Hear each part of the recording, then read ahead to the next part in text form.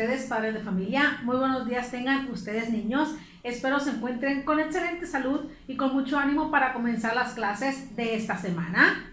Bienvenidos a un día más en esta modalidad a distancia. Me da mucho gusto tenerlos en la clase del día de hoy, lunes 4 de octubre del 2021. Para el día de hoy, ustedes necesitarán el siguiente material.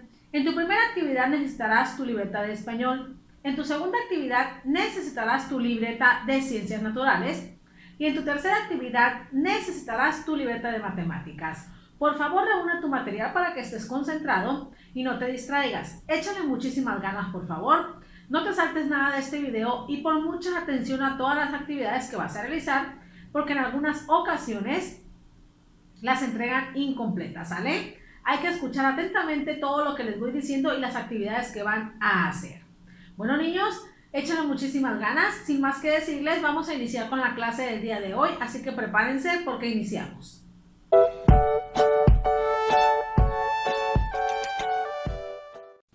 En esta primera actividad trabajaremos con su materia de español con el tema biografía y autobiografía. Así que preparen el material que será su libreta, ¿sale? Antes de iniciar quisiera preguntarte, ¿identificas qué diferencia hay entre la biografía y la autobiografía? ¿Qué palabras utilizamos cuando queremos describir a una persona?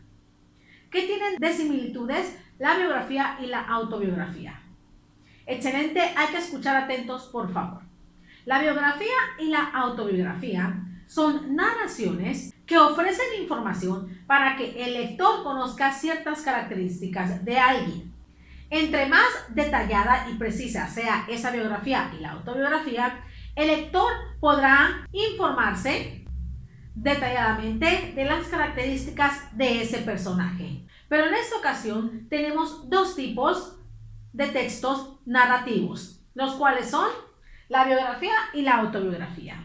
¿Qué tienen de diferente o qué tienen de similitud? Ahorita se los voy a explicar. Primero, vamos a iniciar explicando qué es la biografía, así que pongan mucha atención, por favor. La biografía es un texto en el que el narrador, o sea, una persona, cuenta aspectos importantes y destacados de otra persona. O sea que en la biografía, la persona que va a estar contando aspectos importantes de la historia será una persona ajena a la que vivió esos sucesos, ¿sale? La autobiografía consiste en contar la historia de una persona desde que nace hasta que muere. Pero la biografía es un texto que se escribe en tercera persona. ¿Qué significa tercera persona? Que alguien más está contando la historia, que no eres tú contando tu propia historia. No. Cuando se dice en tercera persona, quiere decir que alguien más, alguien externo está contando una historia, ¿sale? Ya sea una historia de él o de ella. Otra característica fundamental de la biografía es que cuentan hechos de forma impersonal. ¿Qué significa impersonal? Que son ajenos a él, que no está contando hechos de su vida, no, que está contando hechos de otra persona, de la vida de alguien más. Siguiendo con las características de la biografía, esta también narran los hechos de manera cronológica. ¿Qué quiere decir cronológica? De manera ordenada. Que primero tiene que narrar lo que le sucedió en la niñez, después en la juventud, en la adultez, en la vejez y si falleció, hasta qué día falleció, ¿sale? Eso significa de manera cronológica. Otra característica de la biografía es que se narran hechos reales. ¿Por qué? Porque tienen que ser hechos verídicos, auténticos. Los hechos que se narran en la biografía no tienen que ser mentira. ¿Por qué? Porque son aspectos importantes de la vida de una persona que esa persona los vivió, ¿sale? También en la biografía suele tener fotografías de la persona a la que se está describiendo, de la persona que vivió esos acontecimientos. En la biografía hay un elemento muy importante que ustedes no deben de dejar pasar. Aquí se utilizan verbos en pasado. ¿Cuáles son los verbos en pasado? Son acciones que ya sucedieron, ¿sale? Entre los que se utilizan son vivió, nació, estudió, murió, creció, tuvo, etc. Si se fijan, estos verbos están en tercera persona. ¿Por qué? Porque estos verbos te apoyan a ti para que tú digas lo que vivió la otra persona, lo que tuvo la otra persona. Entonces, no se les olvide que la biografía consta de verbos escritos en tercera persona, como vivió, nació, estudió, murió, creció, etc. Porque estos verbos nos dicen lo que realizó esa persona o qué es lo que le sucedió. También la biografía nos va a expresar a nosotros la infancia de la persona, la historia familiar, su juventud, los amores que tuvo, las obras que hizo, los logros, las dificultades y todas las anécdotas que nos contó esa persona. Entonces, niños, no se les olvide que la biografía es un texto narrativo, pero que lo está contando una persona ajena a la historia. O sea que si yo cuento una historia de alguien más, eso es la biografía. Puede ser de él o de ella. Y la biografía está escrita en tercera persona. ¿Eso qué quiere decir? Que alguien más la está contando y utiliza verbos en pasado escrito en tercera persona. ¿Qué significa eso? Acciones que ya sucedieron, pero que nos permiten a nosotros saber lo que le sucedió a la persona que nosotros estamos describiendo, ¿sale? Esta biografía, recuerden que tiene que estar escrita de manera cronológica. Primero lo que sucedió en la niñez, en la juventud, en la adultez, en la vejez y si murió esa persona, también se escribe cuando murió, ¿sale? Es muy importante identificar los datos que debe llevar una autobiografía, porque siempre utiliza fechas, lugares significativos, nombres de personas, etc. No se les olvide que una biografía cuenta tanto la niñez, la infancia, las obras, familia, logros, anécdotas y dificultades que tuvo el personaje, ¿sale? A continuación te dejo un ejemplo para que puedas identificar más fácilmente una biografía. Como puedes observar, en esta biografía que se te muestra de Benito Juárez, te proporcionan datos importantes de su vida. Por ejemplo, cuándo nació, qué estudios realizó, quiénes fueron sus padres, dónde nació, a qué se dedicó y cosas importantes que él hizo durante su vida hasta la fecha de su muerte. Para eso es una biografía, para proporcionarnos datos importantes de la vida de otra persona. ¿Ya queda más claro entonces qué es una biografía, niños? Entonces, hay que identificarla bien para que no se confunda con la autobiografía. A diferencia de la biografía, la autobiografía es un texto en el que la propia persona cuenta su vida, niños. Entonces, la autobiografía es como si yo contara mi historia, como si tú contaras tu historia, ¿sale? Aquí en la autobiografía, nadie más contará tu vida más que tú. Eso es algo diferente a la biografía, porque recuerden que la biografía la cuenta una persona ajena y aquí en la autobiografía no. En la autobiografía la propia persona que vivió esos acontecimientos está contando su historia. En la autobiografía se debe de escribir en primera persona. ¿Qué quiere decir en primera persona? Que la persona que vivió esos acontecimientos la va a escribir, que se va a hablar en modo personal. ¿Qué significa personal? Que estás hablando de ti mismo, ¿sale? No puedes hablar de otra persona. En la autobiografía siempre debes hablar en primera persona. Por ejemplo, yo estudié en tal universidad, a mí me pasó esto, etc. Eso es en primera persona, que tú vas a contar tu propia historia. Recuerden que también en la autobiografía se toma en cuenta un punto de vista personal. ¿Qué significa personal? Que la propia persona está explicando los acontecimientos más importantes de su vida. También en la autobiografía, los hechos se escriben de manera cronológica, al igual que la biografía. ¿Qué significa cronológica? Que se cuenta desde lo que pasó primero hasta lo que pasó al final. Primero se cuenta desde que nació, en la niñez, en la juventud, adultez, vejez y hasta lo último que le sucedió en la vida de esa persona, ¿sale?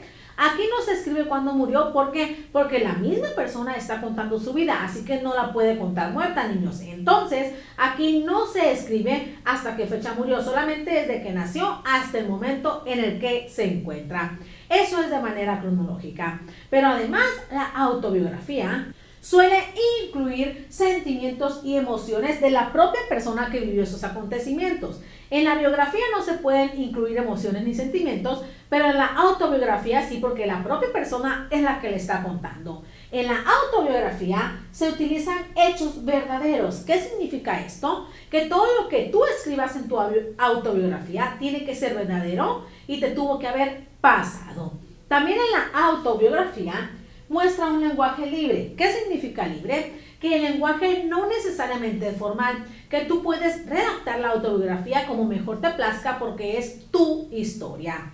También en la autobiografía se utilizan verbos en pasado, pero deben de ser escritos en primera persona. Por ejemplo, viví, nací, estudié, llegué, recibí, etc. Porque con esos verbos tú estás diciendo lo que te pasó a ti. Entonces, niños, recuerden que la autobiografía debe de estar escrita de manera personal y escrita en primera persona junto con verbos en primera persona.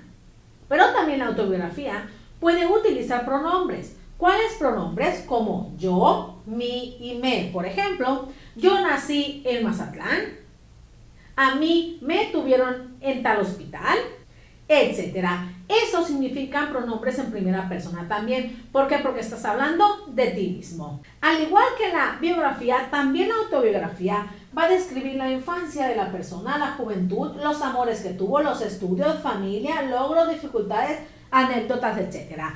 Tienen que especificar y expresar todos los aspectos importantes que le sucedieron en su vida. Entonces, la autobiografía tiene como propósito dar a conocer la historia de nuestra propia vida, a diferencia de la biografía, porque la biografía es dar a conocer la historia de otra persona y la autobiografía es dar a conocer la historia de nuestra propia historia. ¿Sale, niños? Te muestro un ejemplo de autobiografía para que te quede más claro. Como puedes observar, en esta autobiografía, la propia persona está contando aspectos importantes de su vida, por ejemplo, cuándo nació, quiénes fueron sus padres o quiénes son sus padres, y aspectos importantes sobre su propia vida. Recuerda que esta se escribe en primera persona y en modo personal. Se utilizan verbos también escritos en primera persona. Ese es el propósito de la autobiografía, proporcionar datos de tu propia vida.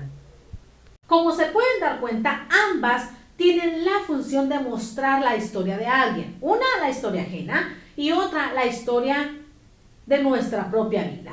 Pero no se les olvide, niños, que es importante utilizar signos de puntuación cuando estamos realizando la biografía y autobiografía, porque si no los utilizamos, estas no pueden entenderse. Recuerden que debemos utilizar puntos, comas, mayúsculas, etc. Entonces, niños, tanto la biografía y la autobiografía nos va a ayudar a nosotros a dar a conocer una historia, tanto ajena como propia, y nos van a ayudar a compartir aquellos acontecimientos significativos en la vida de alguien y en la vida de nosotros, ¿sale? Entonces, niños, con esta explicación queda claro entonces la diferencia y similitudes que hay en una biografía y en una autobiografía. Excelente, vámonos a la actividad, por favor, pongan mucha atención. Para esta primera actividad vas a ubicarte en tu libreta de español, colocar la fecha, título, instrucciones, tu nombre y posteriormente comenzarás con la realización de la actividad. En el punto número 1 vas a leer los textos y vas a encerrar con rojo la que sea una biografía y con azul la que sea autobiografía. En el punto número 2 vas a marcar con una X las características que tienen tanto la biografía como la autobiografía. Tómate todo el tiempo que tú requieras para que termines esta primera actividad y cuando la finalices pasaremos a la actividad número 2.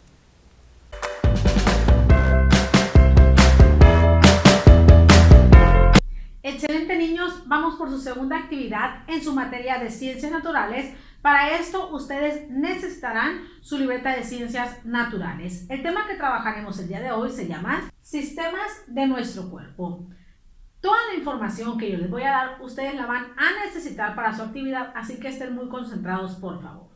Antes de iniciar con la explicación, quisiera preguntarte, ¿qué sistema crees tú que nos permite a nosotros respirar, comer, pensar, oler, ver, escuchar, etcétera? ¿Cómo se coordinan todos los sistemas para realizar el funcionamiento adecuado de nuestro cuerpo? Excelente, niños, vamos a iniciar. Primero, comenzaremos explicando qué es el cuerpo humano. El cuerpo humano es un conjunto de estructuras físicas, las cuales le dan forma al ser humano. A este cuerpo humano lo integran distintos sistemas. Todos estos sistemas trabajan de forma coordinada para mantener en buen funcionamiento el cuerpo humano. Si uno de estos sistemas falla, suele afectar a los demás, entonces no se da un buen funcionamiento del cuerpo humano. Por eso es muy importante que identifiquemos cuáles son los sistemas que componen nuestro cuerpo humano y cómo podemos evitar dañar a estos mismos sistemas. ¿Para qué? Para que nuestro cuerpo humano pueda funcionar adecuadamente. A continuación te explicaré cada uno de estos sistemas y algunas acciones que podemos llevar a cabo para prevenir el daño a estos mismos, ¿sale? Primero comenzaré explicando el sistema nervioso. Recordemos que el sistema nervioso es el que coordina a todos los demás sistemas. El sistema nervioso recibe información del exterior a través de los sentidos y las envía al cerebro, médula espinal y nervios. Gracias al sistema nervioso nosotros podemos oler, pensar, ver, escuchar, tocar, etc. Entonces, niños, el sistema nervioso es el que va a coordinar a todos los demás sistemas. Y a través de este nosotros percibimos, olemos, identificamos el sabor, etc. Pero, ¿qué acciones podemos llevar a cabo para no dañar nuestro sistema nervioso? La primera acción que nosotros podemos llevar a cabo es dormir 8 horas, alimentarnos sanamente, consumir alimentos, por ejemplo, el hígado, el pescado, cereales, hacer ejercicio, evitar golpes en la cabeza, evitar las emociones negativas, evitar el consumo de alcohol y tabaco. Esas son algunas acciones que podemos llevar a cabo para prevenir el daño al sistema nervioso. Recuerden que el sistema nervioso también está integrado por el sistema nervioso central y el sistema nervioso periférico, y a través de esto se perciben estímulos del exterior, ¿sale? Otro de los sistemas que ayuda al buen funcionamiento de nuestro cuerpo es el sistema respiratorio. ¿En qué consiste o cuál es su función y qué acciones podemos llevar a cabo para cuidarlo? Este proporciona oxígeno a todo nuestro cuerpo y elimina el dióxido de carbono de los sistemas muscular, circulatorio, nervioso, óseo y circulatorio. Lo componen las siguientes partes: la faringe, laringe, nariz, tráquea y pulmones. Esas son las partes del sistema respiratorio. Recuerden que el sistema respiratorio es el que va a proporcionar el oxígeno a nuestro cuerpo y va a eliminar el dióxido de carbono en otros sistemas. Pero, ¿qué acciones podemos llevar a cabo para poder cuidar nuestro sistema respiratorio? Tener peso ideal, respirar aire puro, hacer ejercicio, tener buena alimentación, tener buena postura y evitar el consumo de tabaco. Esas son algunas acciones que podemos llevar a cabo para evitar el daño en el sistema respiratorio. Recuerden que el sistema respiratorio está integrado por la nariz, faringe, laringe, pulmones y tráquea. Después del sistema respiratorio viene el sistema digestivo. ¿En qué consiste el sistema digestivo? Este se encarga de procesar los alimentos que entran a nuestro organismo y los transforma en nutrimentos. ¿Para qué? Para que nuestro cuerpo tenga la energía necesaria y funcione de manera adecuada. Las partes que integran el sistema digestivo son esófago, estómago, intestino grueso, intestino delgado, recto y el ano, ¿sale? Pero, ¿qué acciones podemos llevar a cabo nosotros para mantenerlo en buenas condiciones y no dañar el sistema digestivo? Una de ellas es alimentarnos sanamente, lavar y desinfectar frutas y verduras, lavarse las manos antes de comer cualquier alimento y también después de ir al baño, masticar adecuadamente los alimentos y lavarse los dientes. Esas son algunas acciones para que el sistema digestivo esté funcionando de manera adecuada y no lo dañemos, ¿sale? Recuerda que este se encarga de procesar los alimentos y transformarlos en nutrimentos. ¿Para qué? Para que se nos proporcione la energía adecuada al cuerpo y este funcione. También recuerda que lo integran el esófago, el estómago, el intestino grueso, el intestino delgado, el ano y el recto, ¿sale? Después del sistema digestivo tenemos al sistema linfático. ¿En qué consiste el sistema linfático? Este te protege de algunas enfermedades y a este lo integran las amígdalas, el vaso linfático y glándulas linfáticas. Recuerda que el sistema linfático te va a proteger de que entren las enfermedades a tu organismo. Por eso es muy importante, niños, porque este se encarga de protegernos de algunas enfermedades.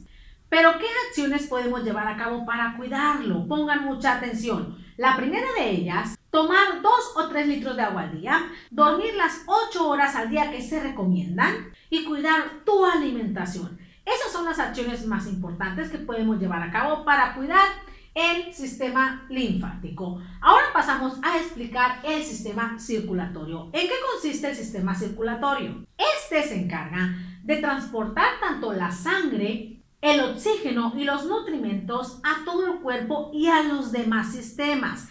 Este sistema circulatorio es el encargado de que la sangre circule de manera adecuada por nuestro cuerpo y por los demás sistemas, así como también el oxígeno y los nutrimentos. A este sistema circulatorio lo integran las siguientes partes: el corazón, las venas, las arterias y la sangre. Este sistema circulatorio es muy importante porque se va a encargar de que nuestro corazón funcione de manera adecuada, así como también nuestras venas y arterias, ¿sale, niños?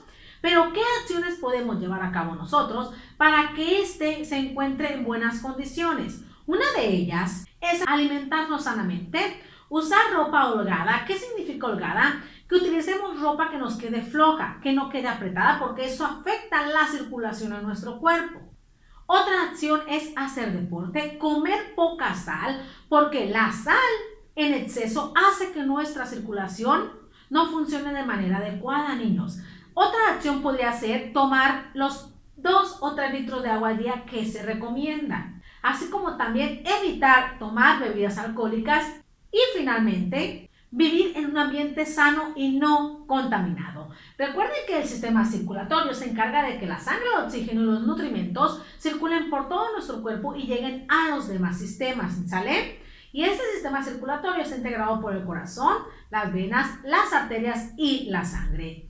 Otro sistema que nosotros vamos a explicar es el sistema urinario. ¿De qué se encarga este sistema urinario? Este, niños, se va a encargar de desechar todos los desechos líquidos de nuestro organismo. Es a lo que se le llama micción u orinar. Este es el que se encarga de que nosotros desechemos todos esos desechos de nuestro cuerpo, pero de manera líquida. Este está compuesto por los riñones, uretra, vejiga, ¿sale? Y este es el que nos va a permitir a nosotros desechar mediante la orina todos esos desechos que no le vienen bien a nuestro organismo, pero sean desechos líquidos. Las recomendaciones que se pueden dar para que este se encuentre en buenas condiciones es alimentarnos sanamente, no retener la orina. ¿Qué quiere decir? Que cuando tú te estés orinando no te aguantes, porque si no vas a afectar el sistema urinario. Otra recomendación es no usar ropa apretada, porque eso también afecta a nuestro sistema urinario.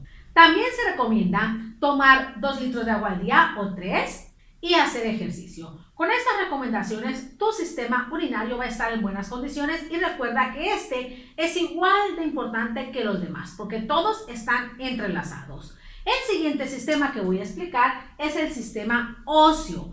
¿A qué se refiere este sistema óseo? Este es el que protege al sistema óseo y a todos los organismos blandos.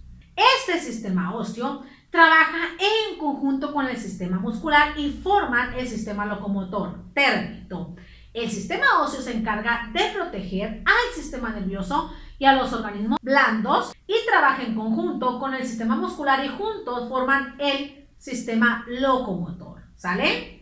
Entre las partes que integran este sistema óseo tenemos a los huesos, a los cartílagos, articulaciones y ligamentos. El sistema óseo es el que le da la forma a todo nuestro cuerpo, niños. Si ustedes se tocan en la cabeza, en las manos, en las piernas, por todos lados nosotros tenemos huesos y esos huesos le dan forma a nuestro cuerpo humano. Entonces, de eso se encarga el sistema óseo, de proteger a todos esos organismos blandos y al sistema nervioso, y nos dará forma porque está integrado de huesos y nuestro cuerpo está lleno de huesos, ¿sale? Pero ¿qué acciones puedo yo llevar a cabo para cuidar el sistema óseo? La primera es practicar deporte. La segunda es mantener una posición adecuada, no ajorobarte, no enchuecarte, es mantener una posición derecha. Alimentarnos sanamente, consumir alimentos como pescado, hígado, y lácteos. ¿Por qué? Porque eso nos proporciona a nosotros calcio y hace que nuestros huesos estén en buenas condiciones. Otra acción podría ser no realizar actividades que puedan afectar tus huesos y provocarte fracturas. Entonces, evitar fracturas en nuestro cuerpo. ¿Sale, niños? Hasta ahí queda entendido el sistema óseo. Recuerden que este va a proteger a nuestro sistema nervioso y a los organismos blandos, y este va a darle forma a nuestro cuerpo porque está integrado de huesos, articulaciones, cartílagos y ligamentos. Siguiendo con los sistemas, el último que vamos a explicar es el sistema muscular. ¿En qué consiste el sistema muscular? Este nos permite a nosotros movernos, brincar, caminar, bailar, etc. Y este sistema muscular está construido por músculos y junto con el sistema óseo forman el aparato sistema locomotor, ¿sale? Entonces no se les olvide que el sistema muscular nos va a permitir movernos y está integrado por músculos. Pero ¿qué acciones puedo yo llevar a cabo para que este no se dañe? Primero, alimentándome sanamente. Segundo, haciendo ejercicio. Consumir alimentos como pescado, lácteos, etcétera, que nos proporcionen a nosotros calcio. Mantener posiciones adecuadas y derechas, así como también evitar actividades que te puedan provocar alguna fractura, ¿sale? Esos son todos los sistemas, niños, que integran nuestro cuerpo humano. Y recuerden que uno se entrelaza entre otro y que es muy importante que nosotros identifiquemos qué función tiene cada uno y cómo poder cuidarlos. ¿Por qué? Porque así nuestro cuerpo va a funcionar de manera adecuada. De otra forma, si no los cuidamos y si uno falla, van a empezar a fallar todos los demás, porque todos los sistemas se entrelazan unos con otros porque cada uno tiene su función, pero entre todos le dan un buen funcionamiento a nuestro cuerpo y eso es lo que nos mantiene sanos. Entonces, niños, como ustedes pueden observar, el conocer sobre nuestro cuerpo humano es muy importante porque a partir de ese conocimiento sabemos cuando algo no anda bien y podemos checarnos a tiempo. Así que hay que cuidar nuestro cuerpo, hay que cuidar todos nuestros sistemas para tener buena salud y buen funcionamiento en nuestro cuerpo. Entonces, hasta ahí queda claro cuáles son todos los sistemas que integran nuestro cuerpo y la función que tiene cada uno. Muy bien, vámonos a la actividad, por favor, pongan atención. Para esta segunda actividad, te ubicarás en tu libreta de ciencias naturales, colocarás la fecha, título e instrucciones y posteriormente comenzarás con la realización de esta misma actividad. En este punto, lo que vas a realizar es colocar el nombre del sistema de nuestro cuerpo que se describa en cada uno de los puntos. Puedes apoyarte con los nombres que se encuentran en el recuadro. Tómate todo el tiempo que tú requieras para que termines esta segunda actividad y cuando la finalices pasaremos a la actividad número 3.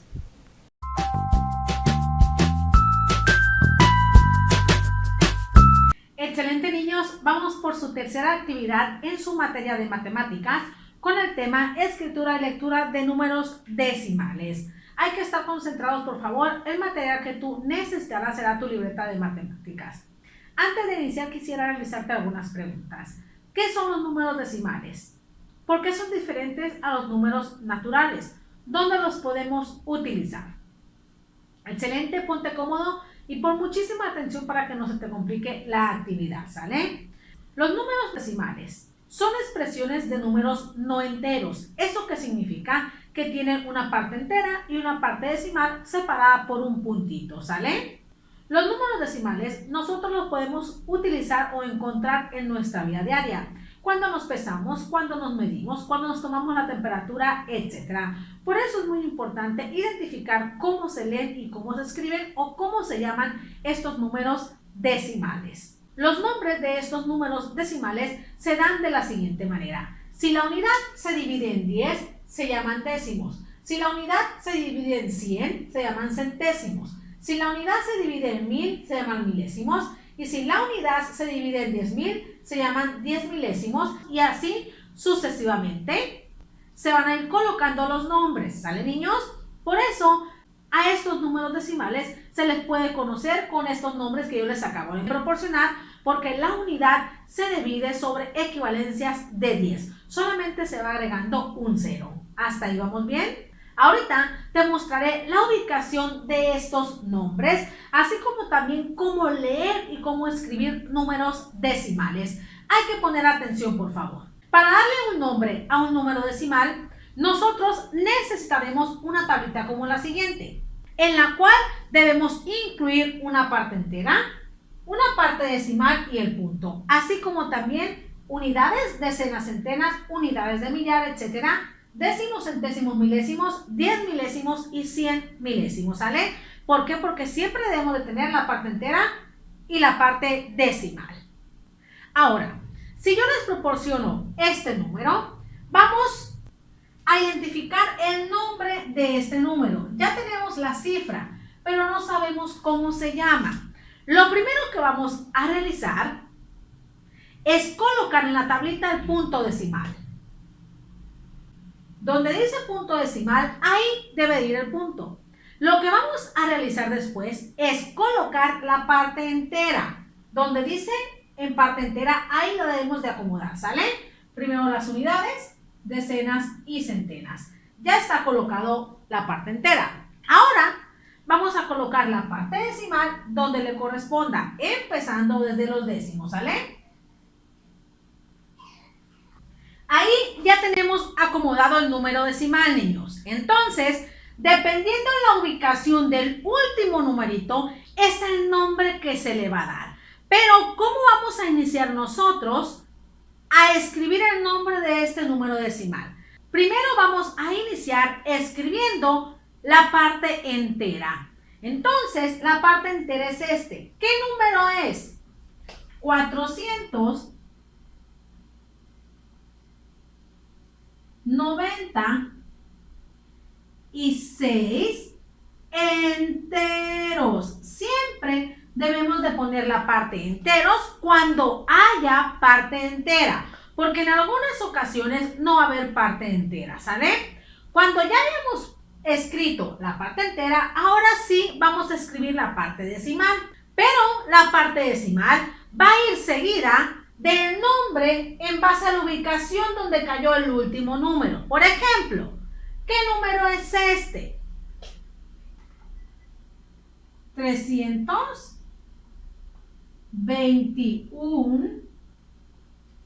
¿Y en qué ubicación cayó? Milésimos. Entonces, la terminación de este número decimal tiene que llevar milésimos porque el último número se ubicó en la casilla de los milésimos. Te repito, para poder identificar el nombre de los números decimales, primero lo que realizamos fue ubicar la parte entera y la parte decimal. Después de eso, comenzamos escribiendo la parte entera. Identificamos el número y lo escribimos junto con la palabra enteros porque significa que ese número está antes del punto. Posteriormente escribimos la parte decimal, que fue 321, pero le dimos la terminación milésimos. ¿Por qué? Porque se ubicó en la casilla de los milésimos, niños, ¿sale? Entonces, primero se menciona la parte entera y posteriormente la parte decimal. Recuerden que la parte decimal se calcula identificando en qué casilla cayó el último número y así se le da esa terminación. Te voy a mostrar otro ejemplo. Ahora, ¿qué paso hay que seguir primero para poder identificar el nombre de este número decimal? Primero, colocamos la parte entera en la tablita que ustedes ya tienen, que es 12. ¿Por qué? Porque está antes del punto, ¿sale? La parte que está antes del punto siempre va a ser la entera y en algunas ocasiones no habrá entero, ¿sale? Ahora, una vez que colocamos la parte entera, colocamos el punto decimal y después colocamos la parte decimal. Cuando ya ustedes tengan acomodado ese número en su tablita, vamos a pasar a identificar su nombre.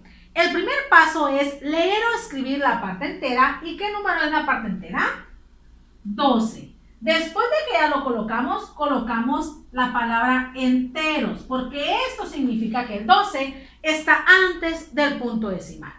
Posteriormente vamos a escribir la parte decimal. ¿Y qué número es este? 2. Pero ese 2 ¿Dónde cayó? ¿Dónde se ubicó? En los décimos. Entonces la terminación de ese número será décimos. ¿Por qué?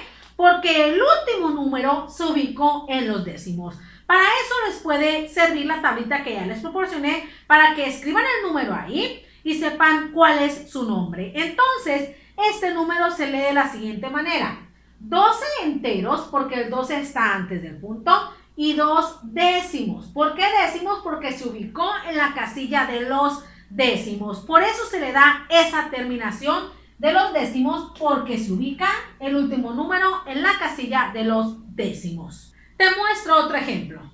Aquí tengo dos números, es este, y vamos a escribir su nombre, ¿sale? Lo primero que vamos a hacer es colocar el punto decimal en su casilla. Posteriormente vamos a ubicar la parte entera y después la parte decimal. Como vemos aquí, no hay parte entera, entonces vamos a colocar un 0, porque eso significa que no hay parte entera, ¿sale? Posterior a eso vamos a ubicar la parte decimal. Dice que después del punto está el 0,8, entonces lo colocamos. Entonces quiere decir que este numerito que nosotros observamos ahí se llama 8, ¿qué? Centésimos. ¿Por qué centésimos? Porque se ubica el último número en las casillas de los centésimos y no hay parte entera. También aquí ustedes pueden escribir 0 enteros, también estaría bien. 0 enteros, 8 centésimos. ¿Por qué se le da la terminación centésimos? Porque se ubica en la casilla de los centésimos. Cualquiera de esas dos respuestas está bien. 8 centésimos o 0 enteros, 8 centésimos. Es lo mismo, ¿sale? Recuerden que primero se acomoda el punto decimal, después la parte entera y después la parte decimal y después vienen a escribir su nombre. Recuerden que primero se identifica el nombre de los enteros y se lo coloca esa misma frase y posteriormente se identifica el nombre de los decimales. Y dependiendo de donde se ubique el último número, ese será el nombre de ese número decimal. Pasamos al segundo ejemplo. Primero vamos a colocar el punto decimal. Posteriormente vamos a colocar la parte entera, que es 0, y después vamos a colocar el número decimal, ¿sale? Ahí está. Entonces, ¿cómo podemos llamar este número? Si ubicamos primero los enteros.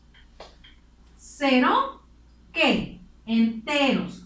Porque eso significa que no hay número antes del punto decimal. O sea, no hay partes enteras. Una vez que tengamos ubicados los enteros, pasamos a la parte decimal. ¿Qué número es este? 5.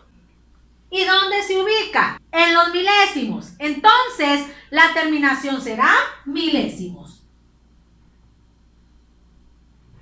Entonces, este número que se les muestra aquí se llama 0 enteros, 5 milésimos. ¿Por qué milésimos? Porque la parte decimal se ubica hasta los milésimos y es el número 5, porque aquí hay 0 centésimos y 0 décimos, niños. ¿Sale? Recuerden que el nombre del número decimal se le da dependiendo la ubicación que tiene el último número. Pero siempre ustedes deben de colocar su terminación, porque si no, el número decimal está de manera incorrecta. ¿Sale? No se les olvide, niños, que para darle escritura al número decimal, primero se va a ubicar la parte entera y después la parte decimal, que en base a la ubicación del último número, ese será el nombre. Por eso tengan a la mano esta tablita para que se les facilite la escritura del número decimal que les estoy proporcionando, ¿sale? En base a la ubicación, ese será su nombre. Primero identifiquen la parte entera y después identifiquen la parte decimal. ¿Entendido hasta ahí? Ahora pasaré a explicar cómo voy a poder yo construir un número si solamente tengo sus letras, ¿sale? Si no me dan cifra, ¿cómo puedo yo construir esas cifras? Pongan atención. Ahora, ¿cómo le podemos hacer cuando yo solamente tengo la pura letra de ese número y no sé a qué cantidad se refiere? Pongan mucha mucha atención porque deben tener su tablita a la mano para poder identificar la cifra de ese número más fácilmente. Lo primero que vamos a hacer cuando nosotros solamente tengamos la letra de ese número es identificar las palabras claves, las cuales son enteros y alguna palabra decimal que es décimos, centésimos o milésimos, ¿sale? Vamos a leer el primer número para identificarlas. Dice que tengo 2 enteros, 5 centésimos. ¿Cuáles son las palabras claves aquí? Enteros y centésimos.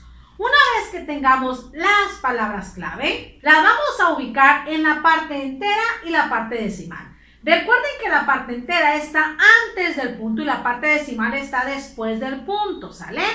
Identificamos que el número 2 es el que está en la parte entera, entonces lo vamos a colocar en las unidades, porque solamente dice 2 enteros. Quiere decir que el número 2 está antes del punto decimal. Después dice 5 centésimos. Ubicamos los centésimos y ¿qué número voy a poner yo? 5. Pero yo observo que aquí no hay número. ¿Qué número le voy a poner yo ahí entonces para completar totalmente el número decimal? Le voy a colocar un 0. ¿Por qué?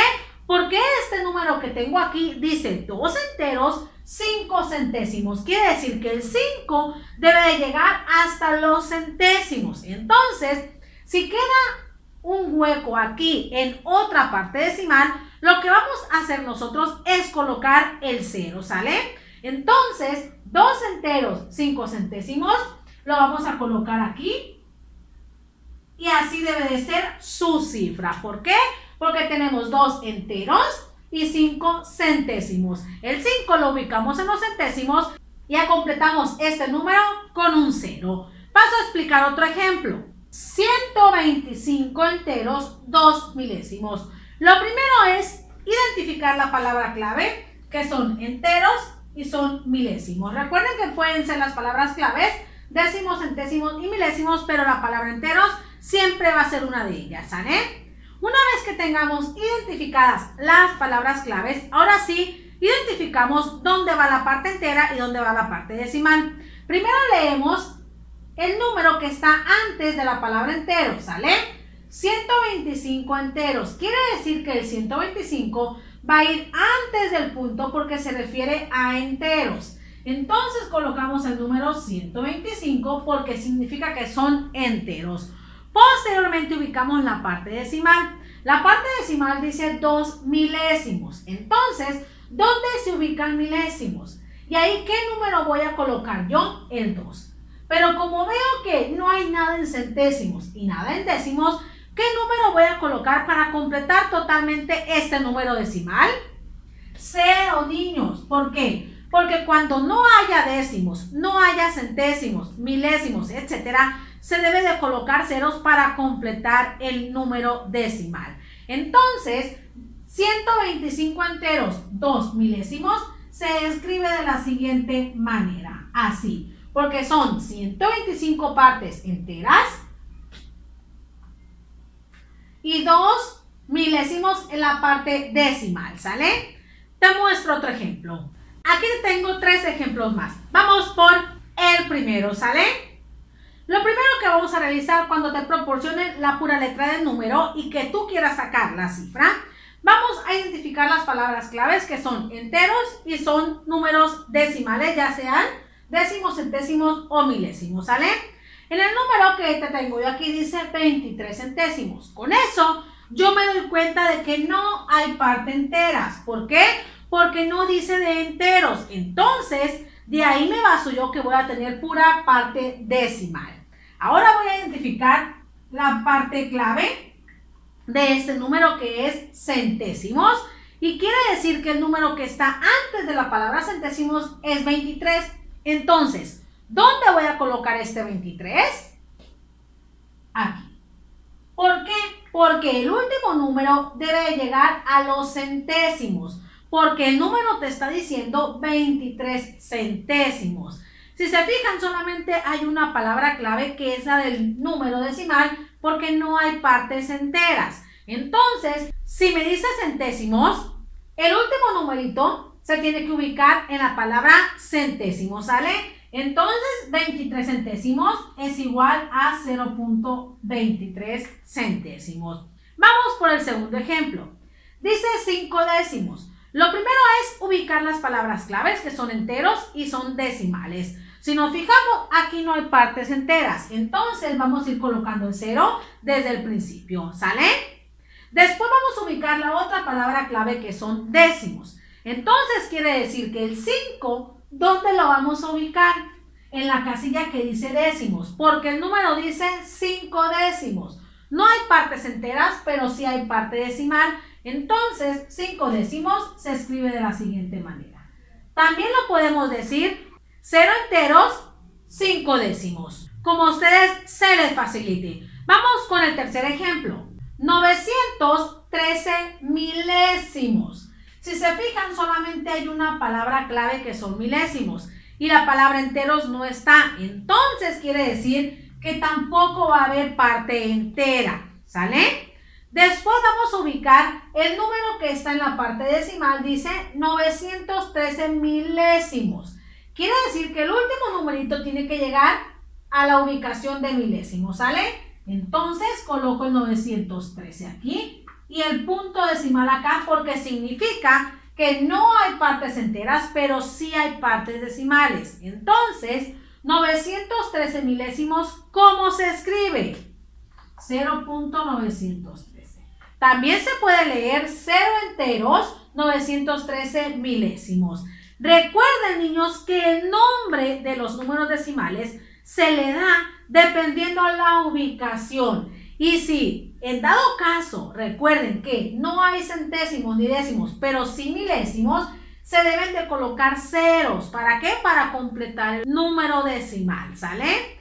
Les vuelvo a repetir que los números decimales constan de parte decimal y partes enteras, pero están separados por un punto decimal. También recuerden que el nombre se le da dependiendo de la ubicación de la parte decimal, ya sea si son décimos, centésimos o milésimos. Para que ustedes puedan hacer la actividad más fácilmente, necesitan tener a la mano esa tablita de aquí para que vayan escribiendo cada uno de los números que les voy proporcionando y sepan cómo se lee y cómo se escribe. ¿Sale?